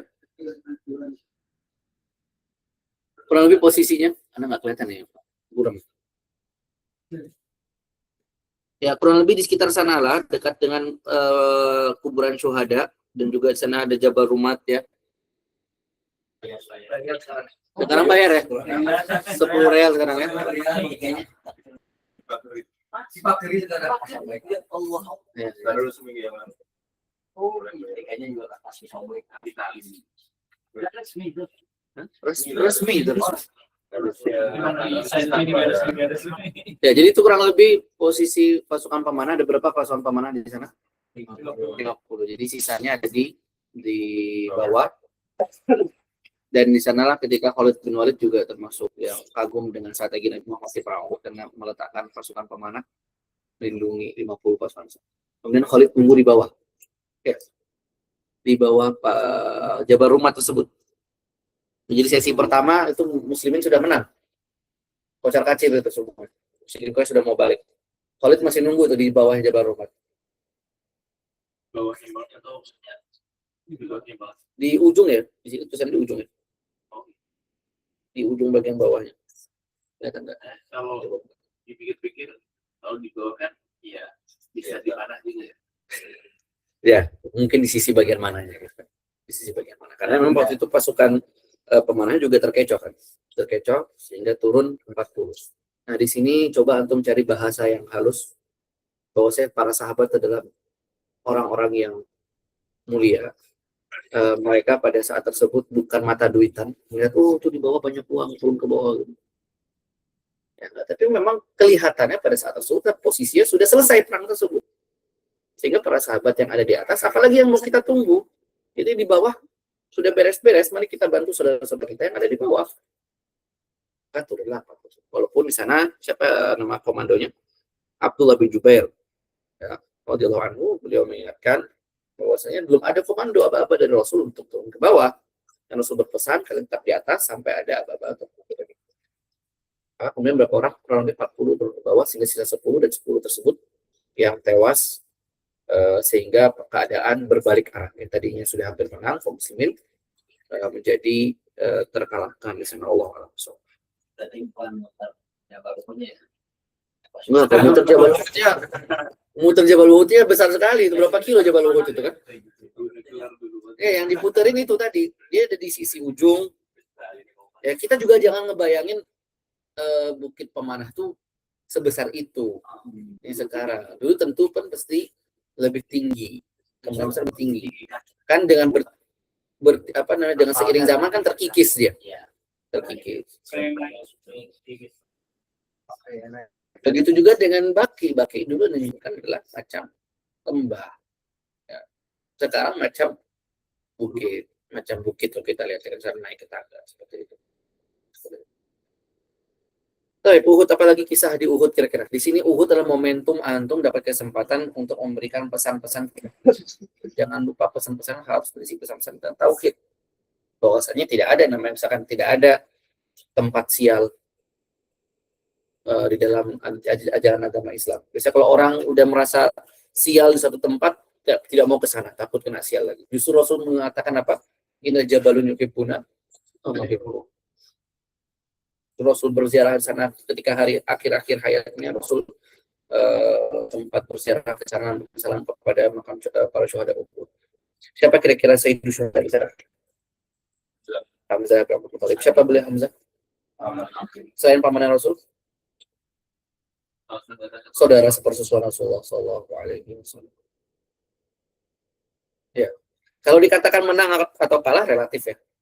Sebenarnya targetnya musyrikin Quraisy juga tidak tercapai. Ya, perang dikatakan menang ketika targetnya sudah tercapai.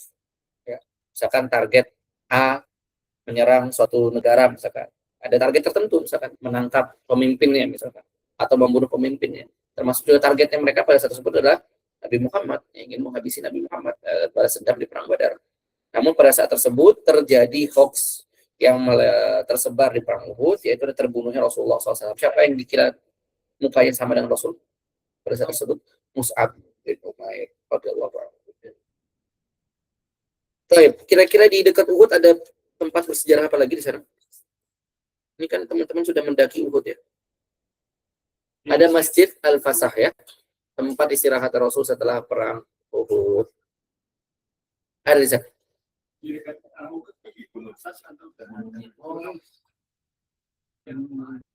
Masjid Al-Fasah sekarang sudah seperti ini. Ya, Anda belum berkunjung lagi. Jadi musola itu. Udah jadi musola kan? Ada yang mengatakan di sana ada buah tempat darahnya gigi Rasul. Ada kanannya di sana. Oh, ada maharisnya juga di sana, sudah di semen sekarang kan. Kalau antum menghadap ke gunungnya dekat saja daripada ini Jalan Pasar. Ada yang menyebutkan di sana maharisnya sampai di semen gitu. Biar nggak ada yang masuk karena bahaya sekali itu, curam. Ya. Nah itu. Nah itu di atas ada lubang itu. Telah. Di atasnya saja agak naik sedikit. Di belakangnya. Nah di sini dia kurang lebih setelah Itu yang mihrajnya buat ngambil air mobil siapa Rasulullah masih di tempat lain. apa ya mihrajnya di situ disebutkan katanya tempat bersembunyi Rasul. Yang video tadi. Tapi untuk bersembunyi Rasul kalau nggak salah teman-teman PCM sudah pernah diajak sama Mas Zuhair kalau nggak salah. Nah itu ada di atasnya, coba dibesarin sedikit. Di kanan tadi ada bekas darahnya tadi dibilang. Nah, kalau di sini sebenarnya tidak penting ini ya. Yang paling pentingnya adalah di perang Uhud juga membantah orang-orang yang menganggap adanya ilmu kebal. Rasul saja berdarah, tidak ada ilmu kebal. Ya, tidak ada ilmu kebal. Rasul manusia biasa. Baik, clear sudah terkait dengan ziarah di sekitar Uhud. Ini bisa dikunjungi nih teman-teman, kalau ada yang mau berkunjung boleh pakai mobil PCM jadi fasilitas. Ya. Izin dulu sama Baik, cukup kayaknya sampai di sini. Terakhir. Di sekitar Jami'ah. Nah, tempat kita. Kira-kira apa tempat bersejarah? Wadi Akik. Apa itu wadi akik kisahnya? Yang sahabat datang ke Wadi Akik terus unta dan perumpamaan. Ya, siapa yang pokoknya siapa yang belajar untuk Di mana itu? perumpamaannya seperti unta atau gitu. Wadi akik sama batu akik sama nggak?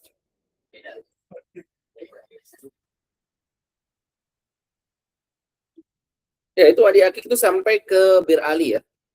Sampai ke Bir Ali Rasulullah perintahkan mereka Jibril untuk sholat fi wadil mubarak.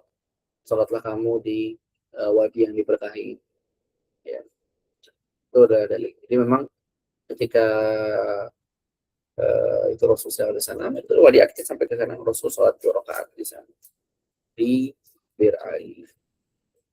Oleh karena itu biasanya ketika musim haji, pengalaman anak haji 2 tahun yang lalu itu biasanya ketika di mikot biasanya nggak bisa turun, biasanya langsung hanya ambil niat saja kemudian langsung bablas.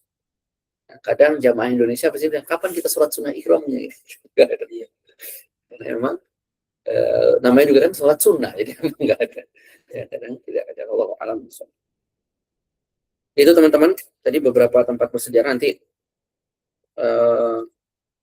Anda tinggalkan buku ini di referensi di sini. Kemudian di sini juga ada yang menarik tentang mood, disebutkannya tentang mood juga tentang sok. Di sini ada mood atau sok? Nggak ada, belum pernah ambil ya. Nanti coba divisi kajian. Coba divisi kajian. Tidak. Terutama yang di kuliah hadis, coba cari dulu itu ada dosen yang di kuliah hadis itu beliau memberikan sanad mood ya mood. Jadi moodnya tapi beda sama mood yang dibagikan di Masjid Nabawi. Ya, saya Abdul Muhsin Al-Qasim berbeda.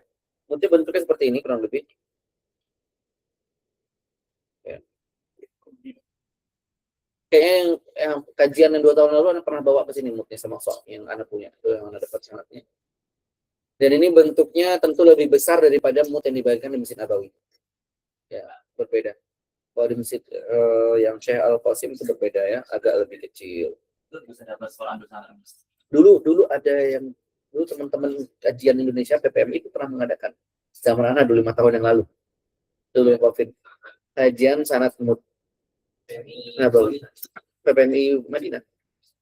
Dulu termasuk yang sering ngisi di PPMI Madinah Ustaz Iskandar. Bukan Ustaz Iskandar yang kemarin, Ustaz Nur. Iya. Iskandar beliau yang di kuliah hadis. Siapa? Nur Muhammad Iskandar ya. Sama beliau dulu anak dapat itu juga. Dapat sana ada syekhnya di kuliah hadis membawakan tentang mood Madinah. Apa saja nih kisahnya tentang mood?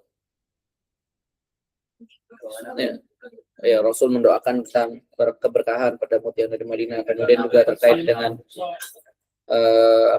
Rasul berwudu dengan satu mud misalkan, Rasul mandinya dengan satu sok misalkan, ini soknya kurang lebih ya, satu sok sama dengan 4 mud.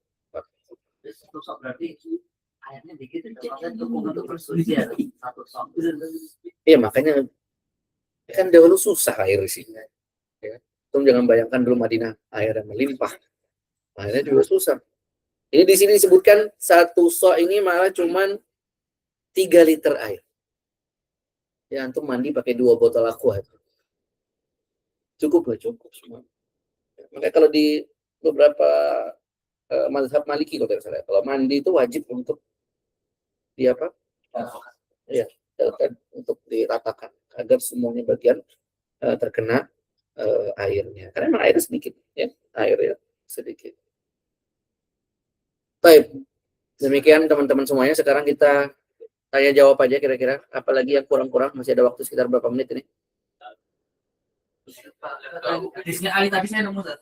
Hadisnya apa? Tadi kan tentang wadi akik. Iya. Coba kasih mic-nya itu.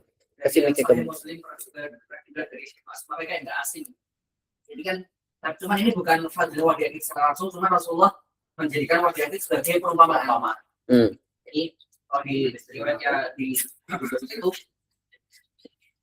ini kalau Nabi Sallallahu Alaihi Wasallam ayat itu anjak dua ila budhan awil aqiq ayat khuduna qataini kaumawaini zahwain bi ghairi idnin billahi azza wa jalla wa la khawfin qalu qulna ya Rasulullah qala fali an yabdu ahadukum kulla yawmin ila al-masjid fa yata'alamu ayataini min kitabillahi azza wa jalla khairun lahu min naqatain wa in talatu fasalatu fitlu aqdarihinna min al-ibil. Jadi Rasulullah kasih gambaran Rasulullah tanya kepada para sahabat, siapa di antara kalian itu yang mau sekarang tiap hari pergi ke Wadi Aqik atau Wadi Batahan, itu kan kemudian membawa naqatain kaum mawain, dua unta yang besar apapun ininya, termasuk apa permisalan untuk harta yang bagus bagi orang-orang Arab gitu kan.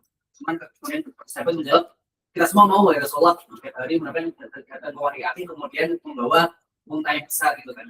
Kemudian kata Rasulullah, kali anjak dua hadukum pulau yang dalam masjid kayak alam ayat ini itu yang maksudnya kita tiap hari ke masjid kemudian dengan tujuan apa itu mempelajari 2 ayat, 3 ayat itu lebih baik daripada mendapatkan unta yang kau mau ini. Jadi permisalan ya. Iya, misalnya dengan Wadi Aqik. Jadi memang di antara bentuk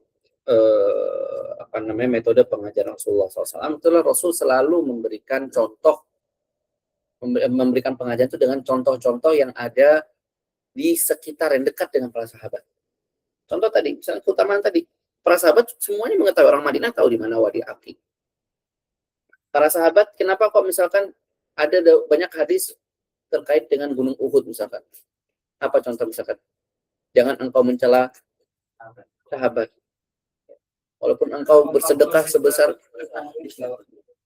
karena memang sahabat tahunya yang paling besar adalah bukan Gunung Merapi, bukan Gunung Krakatau, bukan ya.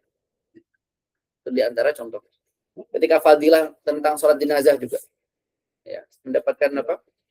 Qirat, ya, qirat tidak sebesar karena Gunung Uhud itu di antara metode pengajaran Rasulullah SAW adalah menggunakan hal-hal yang diketahui oleh audiens. Nah, termasuk juga berdakwah. Ya, antum ketika berdakwah gunakanlah permisalan-permisalan yang diketahui oleh audiens antum, oleh para mad'u antum.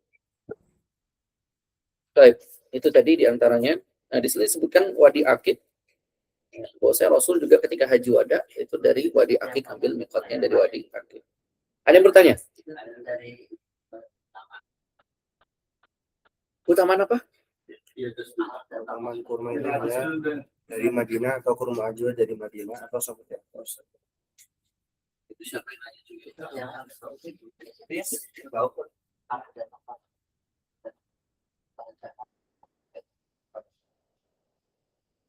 Baik. Ini anak belum teliti ya terkait dengan kurma ajwa. Cuma anak mendengar dari teman-teman di museum, orang-orang Arab yang kerja di museum yang mereka memiliki kebun kurma.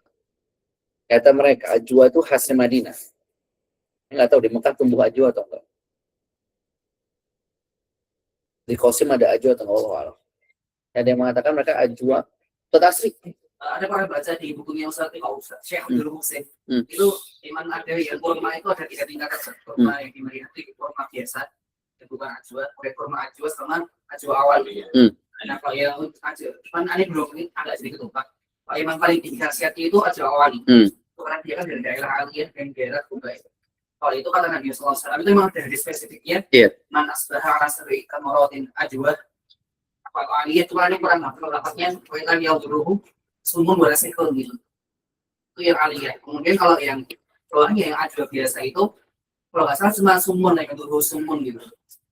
Kemudian yang lainnya itu yang kurma biasa itu hanya kayak mengenyangkan bukan tidak lagi. Iya, kalau di ibunya Syekh Abdul Muhsin yang Al-Madinah Munawwarah itu ada disebutkan. Ustaz Asri, di Qasim ada ajwa tidak? Ada kebun. Mulai ditanam juga ya? Ya, itu di Qasim kata orang Qasim ada ajwa. Beberapa ada yang mengatakan seperti itu tadi. Memang kalau yang ajwa aliyah memang ada lafadznya ya. Al-ajwa. Ada juga yang mengatakan al-ajwa tu minal jannah wa fiha syifa, hadis riwayat Tirmizi. Ya, wallah, apakah ajwa tadi sudah dijelaskan sama Ustaz Mahfud, Masya Allah, ahli tarikh, Masya Allah ya. Tentang kurma itu, kalau nggak salah di itu biasanya Madinah itu kok zaman dulu ya zaman Nabi itu memang kota yang paling terkenal dengan kurma itu Madinah. Kalau sekarang kan mungkin yang produksi paling banyak kan Qasim. Kalau dulu memang Madinah. Jadi ada kisah menarik itu setelah dulu tadi. Apa itu perang Badar itu salah satu detailnya itu ketika kafilah dagangnya Abu Sufyan itu berhasil lepas dari apa ya mata-mata Rasulullah itu karena kurma juga. Kan ketika Rasulullah mengirimkan mata-mata dua orang sahabat untuk melakukan apa itu gerakan dagang itu kan kedua sahabat ini namanya siapa lupa itu kan mantu ke sebuah desa gitu kan. Sebuah desa kemudian menambah untainya di sana. Nah kemudian kan setelah mereka melihat bahwasanya kafilah dagangnya Abu Sufyan lewat kan pergi. Abu Sufyan merasa mereka di mata-matai gitu kan. Kemudian tanya ke penduduk desa ini, apakah benar tadi ada orang yang singgah di sini gitu kan? Di sini benar, cuma nggak ngasih tahu mereka siapa gitu kan. Kemudian Abu Sufyan minta ditunjukkan kepada tempat penambatan unta tadi. Dia Abu Sufyan datang ke sana lihat di kotoran unta itu ada biji kurmanya. Kemudian kata Abu Sufyan, ada wallahi ala itu Madinah. Ini adalah unta dari Madinah. Makanya Abu Sufyan tahu lagi diincar sama Rasulullah, makanya Abu Sufyan itu ambil jalur yang lain sehingga bisa berhasil lepas kabilahnya, kemudian bisa selamat sampai Mekah. Cuman ya karena kabilah itu sudah selamat, tapi kalau orang Mekah masih gengsi kalau misalkan mau balik lagi ke Mekah gitu kan, sekali aja ke Madinah buat orang ini. Iya, itu dia memang apa namanya intelijennya orang-orang dahulu lebih kuat daripada sekarang. Jadi kotoran saya bisa mengetahui. Karena terkenal orang Madinah itu saking banyak kurmanya dulu tuh sampai makan unta itu pakai kurma gitu. Bahkan juga makanya orang-orang Yahudi mereka pun mengetahui bahwasanya Nabi akhir zaman akan ada di mana? Di Madinah. Memang di kitab kitab mereka juga dijelaskan tempatnya Nabi terakhir itu di tempat spesifiknya seperti ini. Oleh karena itu Salman Al-Farisi, dia kan orang Nasrani dahulu. Kemana beliau langsung ditujukan penelitiannya? Ke Madinah.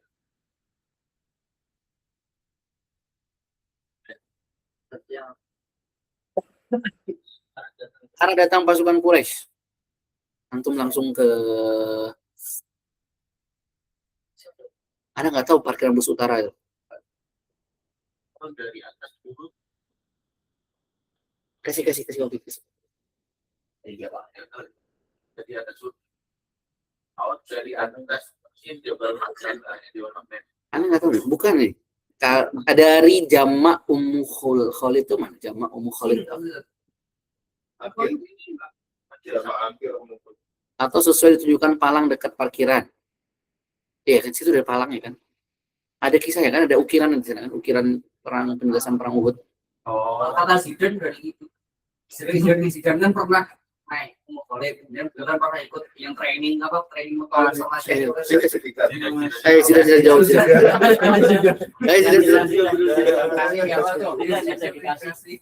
Tapi yang kami mendapatkan dari muslimnya itu kan ya dari antara dua jamaah itu kan memang ada celah yang lumayan luas untuk bisa dimasuki pasukan Arab jumlah banyak. Katanya begitu karena sebenarnya kan di sekitar Madinah kan isinya Harod sama. Iya Harod itu nggak bisa masuk kan Harod. Harod itu yang hitam. Tapi di atas juga ada jalannya tapi kalau masalah antara itu atau yang antara jamaah ini atau mungkin celahnya itu lebih. Kenapa nggak bisa lewat Harod ya? Karena ada kan batu lava vulkanik hitam dan apa serjal.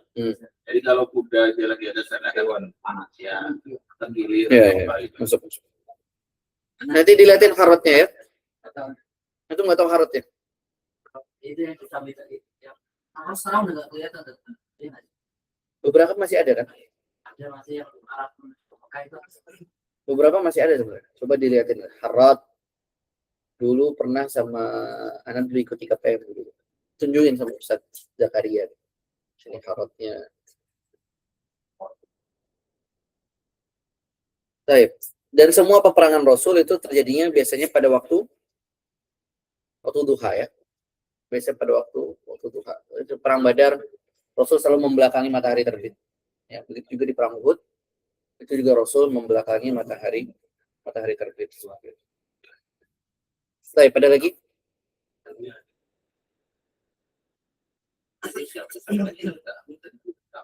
Tadi jawaban yang Uhud tadi. Zidan jawab Zidan. arah jalannya tadi masuknya dari mana orang-orang kafir pasukan Quraisy? Kalau yang kami dapat dari penjelasan siapa bilang Turki, Turki al Kofar. Turki Syekh Ahmad Turki. Beliau bilang antara jamak Mukhalif sama jamak akhir. Jamak akhir itu yang di belakang dekat Thaibah. Oh ya, kalau sekarang berarti jalannya yang jalan Asisia itu. Jalan Asisia yang ada Katol. hotel, Hmm. yang ada stadionnya juga. Itu syari Imam Muslim Imam Bukhari. Daerah Asia. Komersial. Romansia baru. Baik. Itu tadi ya. Terkait dengan perang Uhud sudah, biasanya perang berakhirnya biasanya jamaah hanya melewati Kiblaten, kemudian melewati Khandaq. Khandaq masih ada tidak Khandaq? Khandaqnya dari arah mana ke mana? Nah, di sini ada nih. Ya. tidak ada udaranya, tapi di antara dua harot. Nah, ini. Tadi Gambar. ada di utaranya Jabal Salam. Iya. Ini dari Jabal Salahnya. Apa tadi namanya Obi tadi sebutin? Yang utara itu untuk Taiwan. Ini nih.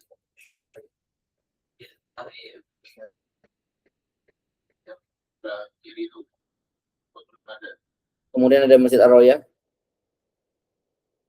Rasul ngawasi Masjid Ar-Roya. Bukan Mahat Ar-Roya ya, di bumi ya. Kemudian ada apa tadi? Utumnya siapa? Ada berapa meter ini? 3.000 meter. Panjangnya kedalamannya kurang lebih sekitar 5 meter, lebarnya 6 meter. Kurang lebih. Ketika perang Khandaq. Ini berarti melewati Syari Abdul Aziz ini. Baik.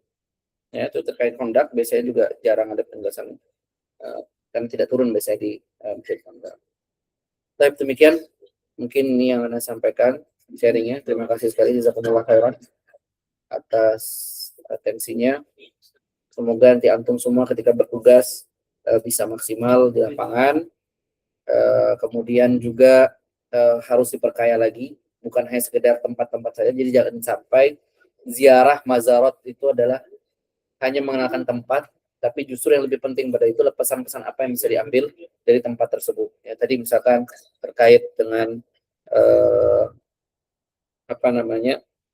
semangat para sahabat untuk bersedekah, misalkan dari kisah Abu Talha Al-Ansari di Bairuha. Itu yang lebih penting untuk disampaikan. Demikian, ana mohon maaf. Wabillahi taufiq wal hidayah. Assalamualaikum warahmatullahi wabarakatuh. Jazakallah khair kepada saya dan teman-teman kita insyaallah ilmu tinggal ini ya Anak tek ya. ziarah. Ziarahnya apa nih? Presiden apa Ustaz? Insyaallah kita masih ada satu materi lagi. Kemungkinan mungkin dari apa ya Ustaz? Tapi udah gue kabar info dari sebenarnya Ustaz Erwin. Karena beliau kepada Allah sakit.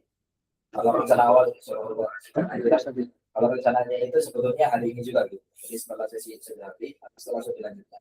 Tapi kata beliau sakit, akhirnya kita mundur. Nah itu berarti kita sudah bukan materi dan sebetulnya kalau materinya Erwin itu rencananya ya tentang masalah Komunikasi. ya komunikasi atau public speaking gitu. Jadi terkait materi yang banyak teorinya ya tidak lewat semua gitu. Tentang fikih haji, kemudian ma'arif Madinah, ada Mekah, dan itu nanti insya Allah ada latihan soal ya, untuk murajaah aja sih. Insya Allah besok ya, insya Allah ready. Jadi nanti kita kasih waktu untuk latihan soal. Baik, jazakallah khair. Kita tutup dengan bacaan kafaratul majelis dan hamdalah subhanallahi wa bihamdihi.